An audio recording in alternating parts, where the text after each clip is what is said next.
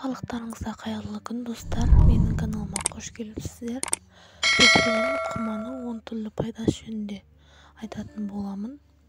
Құрма дәруменге бай жеміс түрі. Бұл жеміс көбінесе Рамазан айында дастарханымыздан табылып жатады. Ал бүгінде ғалымдар дәруменге бай бұл жемісті жиі тұтынуға кеңес беріп отыр. Көптеген елдерде құрма қасиетті тағам саналады.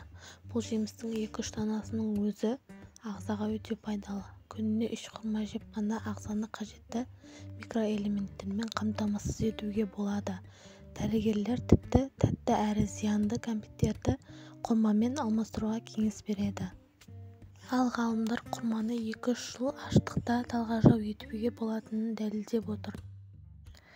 Бір, құрма адамның асқа деген тәбетін жақсартып, жұмысқа деген қабілетін жақсартады.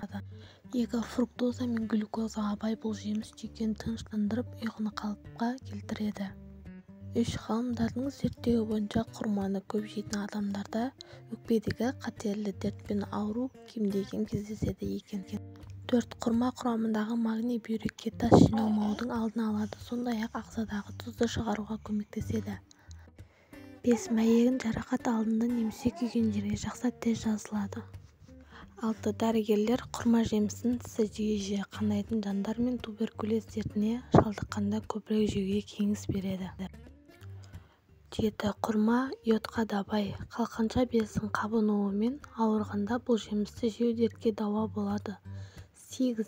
Қаныңыз аз болса бұл жемістің өзінен немесе жапырағынан шай жасап ішуіңізге болады. 9. Құрма құрамындағы моносахарид жүрек бұлшықеттеріне пайдалы. 10. Құрма құрамындағы А және С дәрумені иммунитетті көтеріп, суықтаудың алдын алады. Бүгін осымен біз сіздермен құрманың 10 түрлі пайдасы жөнінде білдік. Пайдалы болды деген ойдамын. Каналыма тіркеліп, лайк басып, қолдап кетіңіздер.